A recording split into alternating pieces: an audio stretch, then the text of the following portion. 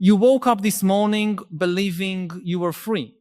You made your daily choices, decided what to eat for breakfast, chose the clothes you would wear, planned your appointments.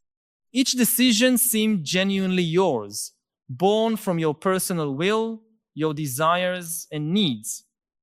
But what if I told you that this sense of freedom you experience every moment might just be a carefully constructed illusion? What if each of these apparently free choices was already being directed by forces you don't even perceive exist? You are living, most likely, through the final days in which human freedom as we know it is still possible. And most of us don't even realize what we're losing, because this loss is happening so gradually and seductively that it appears to be progress. Consider for a moment your typical morning. You pick up your phone upon waking and begin scrolling through notifications. Every tap on the screen, every pause at a post, every movement of your eyes is being tracked, analyzed, and cataloged. An algorithm is learning not just what you like, but how you think, how you feel when you're vulnerable, when you're happy, when you're prone to making certain decisions. This system isn't just observing your choices, it's gradually shaping the very mental structure that generates those choices.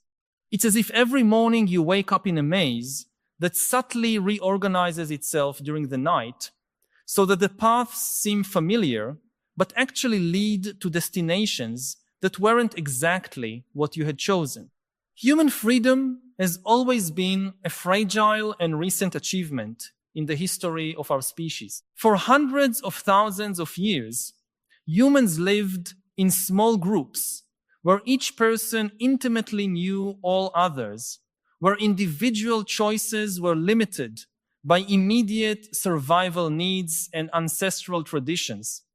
The idea that each individual could determine their own destiny, choose their profession, their partner, their life philosophy, their political values, is an extraordinarily new innovation that emerged only in the last few centuries.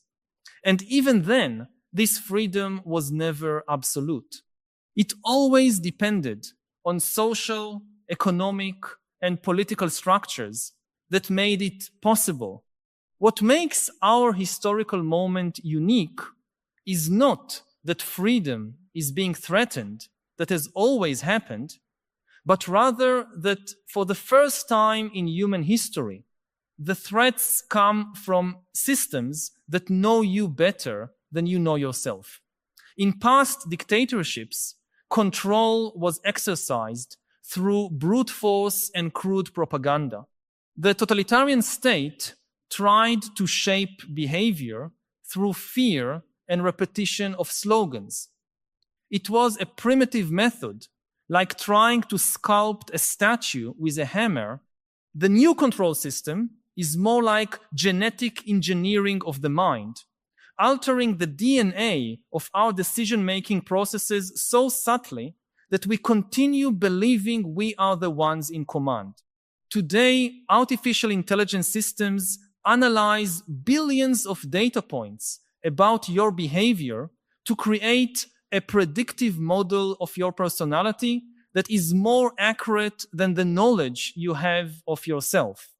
These systems know which ad you're most likely to click based not just on your previous purchases, but on the speed with which you scroll the screen, the time of day you use your phone, the micro patterns of how you type. They know when you're feeling lonely, when you're insecure, when you're excited, and can present exactly the type of content that will amplify those feelings in ways that benefit whoever controls the algorithms. Most disturbing is that this system doesn't work by replacing your choices with externally imposed choices. Instead, it works by subtly modifying the mental environment in which your choices are made, so that you continue feeling that you're choosing freely, but within parameters that have been carefully designed. It's like living in an aquarium where you can swim freely, but within invisible limits that determine where the current takes you. You experience movement and autonomy, but your trajectory is being constantly adjusted by forces operating beyond your conscious perception. Think about how your political opinions form today. You probably believe you arrived at your convictions through rational analysis, personal experience, and careful reflection. But social media algorithms for years have been carefully curating the type of information that reaches you, creating confirmation bubbles so sophisticated that even contradictory information is presented in a way that reinforces your pre-existing beliefs. It's not that someone is telling you what to think. It's something much more subtle. Someone is controlling which thoughts have the opportunity to arise in your mind. The engineering of consent we live with today makes 20th century propaganda methods seem brutally primitive. Edward Bernays, considered the father of public relations, used psychological techniques to influence mass behavior, but was limited by the communication media of his time. Today, each person carries a device that allows personalized psychological intervention in real time. It's no longer about convincing a homogeneous mass through single messages, but about micro-influencing each individual with surgical precision based on their specific psychological profile. This transformation is happening simultaneously on multiple fronts.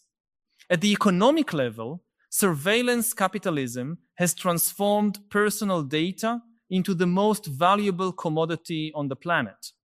Companies like Google, Facebook, and Amazon aren't just selling products or services, they're selling predictions about future human behavior.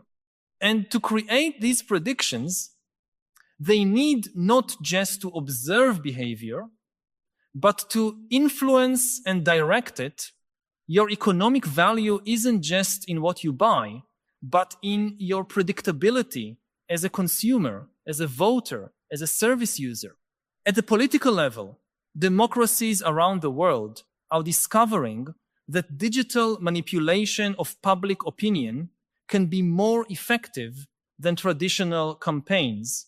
When algorithms can identify undecided voters with more than 90% accuracy and target them with personalized messages that trigger their specific fears or hopes, the very nature of the democratic process changes fundamentally. We're no longer talking about candidates trying to convince informed citizens through rational arguments, but about psychological persuasion systems that operate below the threshold of consciousness. Biology is becoming yet another front in this battle for human autonomy. Emerging brain-computer interface technologies promise to connect our brains directly to the internet, allowing instant access to any information. It seems liberating, but it also means that the distinction between your thoughts and externally inserted information could disappear completely.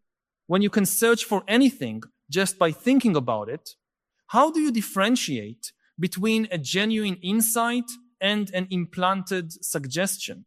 When memories can be edited or false memories inserted, what happens to the sense of personal identity that depends on the continuity of our experiences? What makes this situation especially insidious is that each step of this transformation is presented as an improvement in our quality of life. Apps that track every aspect of our health promise to help us live better. Virtual assistants that monitor our conversations promise to make our lives more convenient. Recommendation systems that analyze our behavior patterns promise to connect us with exactly what we need at the right moment. And in many respects, these promises are fulfilled. The question is, what is the real price of this convenience? We are witnessing the birth of a new form of government that doesn't need to use force or explicit coercion because it operates through modifying the very structures of human desire and motivation. It's a system that works not by repressing freedom, but by redefining it. Freedom comes to mean the ability to choose between pre-selected options within a system that constantly shapes what kind of choice seems attractive or possible. Modern neuroscience has revealed that most of our decisions are made unconsciously, seconds before we become aware that we've decided something. Our sense of free will may be largely a retrospective illusion, a story we tell ourselves about decisions that were actually determined by neurological processes we don't control. If this is true, then perhaps our concern about freedom is misdirected from the start. Perhaps we're not losing something we actually possessed, but just discovering the limits that always existed. But there's a crucial difference between the natural unconscious determinants of our behavior and the artificial determinants created by technological systems. The former evolved over millions of years to help us survive and thrive in ancestral environments. The latter are designed by corporations and governments with specific objectives that may or may not align with our well-being. When an algorithm manipulates your evolutionary instincts to keep you scrolling endlessly through a newsfeed, it's hijacking mental systems that exist to help us make adaptive decisions about our environment. I want to pause for a moment to ask, have you noticed how difficult it has become to be alone with your own thoughts? How even a few minutes without external stimulation seems unbearable? This growing inability to tolerate mental silence isn't accidental. It's the result of systems designed to fragment our attention and create dependence on constant external stimuli. When you can no longer access your own thoughts and feelings without technological mediation, in what sense are you still free? Share in the comments. I notice my dependence on external stimuli when your honesty can help others recognize similar patterns in their own lives. Education, which traditionally was the bulwark of preparation for free citizenship, is being fundamentally reorganized by these same systems. Children grow up in environments where every interaction with information is mediated by algorithms that learn how to capture and maintain attention. They're developing brains that are optimized for quick response to intermittent rewards, not for deep reflection or sustained critical thinking. An entire generation is being cognitively shaped by systems whose primary goal is to maximize engagement, not develop wisdom or intellectual autonomy. The concept of privacy, fundamental to individual freedom, is becoming not just technically impossible, but culturally irrelevant. Younger generations grow up sharing the most intimate details of their lives online, not just by choice, but because digital platforms make sharing the only way to participate in social life. Privacy begins to seem antisocial, suspicious, as if having thoughts and experiences that aren't publicly accessible were a form of betrayal of the ideal of total transparency. But perhaps the most profound change is happening in our relationship with truth and knowledge. For millennia, humans developed methods to distinguish between reliable and unreliable information. Tradition, authority, direct experience, scientific method, public debate. Today, the line between fact and fiction is being deliberately blurred by systems that have discovered that emotionally charged information, regardless of its truthfulness, generates more engagement than factual information. We are entering an era of personalized truth where each person can inhabit a completely different informational reality from others, but equally convincing. When there is no longer a common foundation of shared facts, the very possibility of rational democratic debate disappears. How can you exercise political freedom when you can no longer distinguish between information and disinformation, when your perceptions about reality are constantly shaped by algorithms whose workings are completely opaque? Artificial intelligence is rapidly becoming better than humans at many tasks that traditionally defined our humanity. Creativity, ethical judgment, even emotional intimacy. Chatbots can already pass for convincing therapists, romantic companions, spiritual advisors. When machines can perfectly simulate any type of human relationship, what happens to our need for one another?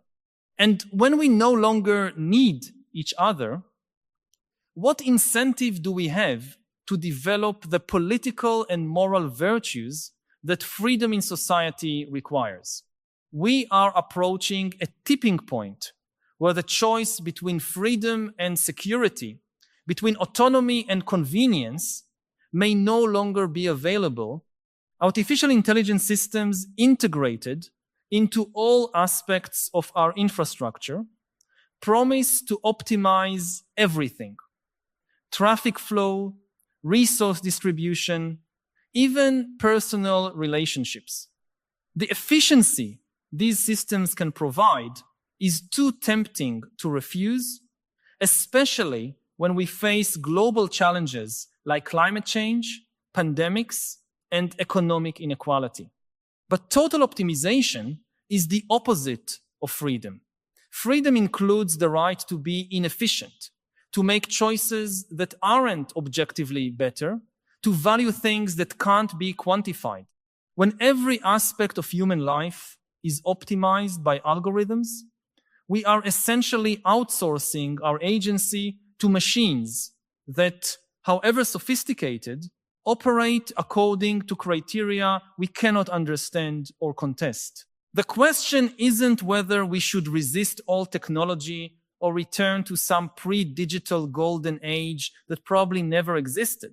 The question is whether we can develop technology that expands human autonomy instead of diminishing it, that increases our capacity for genuine choice instead of creating illusions of choice within predetermined parameters. This will require fundamental changes in how we think about data ownership, algorithmic transparency, digital rights. We need new institutions that can regulate the power of tech corporations without suffocating innovation. We need educational systems that teach not just how to use technology, but how to think critically about its effects on our cognition and society. More importantly, we need to recover practices and values that reconnect us with our own agency. This might mean deliberately creating spaces of silence and reflection, developing deep attention skills, cultivating relationships that aren't mediated by digital platforms. It might mean learning to tolerate uncertainty and ambiguity instead of always seeking the optimized answer that an algorithm can provide. The irony is that our obsession with efficiency and optimization may be costing us precisely what we most value about humans: our capacity to surprise, to change our minds, to grow in unpredictable ways. The qualities that make human life rich and meaningful are precisely those that are hardest to encode in algorithms: spontaneity, creativity, the capacity to love in ways that defy all logic. Perhaps the path to preserving human freedom isn't to resist change, but to participate consciously in its direction. If we're going to live in a world increasingly shaped by artificial intelligence, we need to ensure that this shaping happens according to genuinely chosen human values, not simply imposed by those with the greatest technological or economic power. This means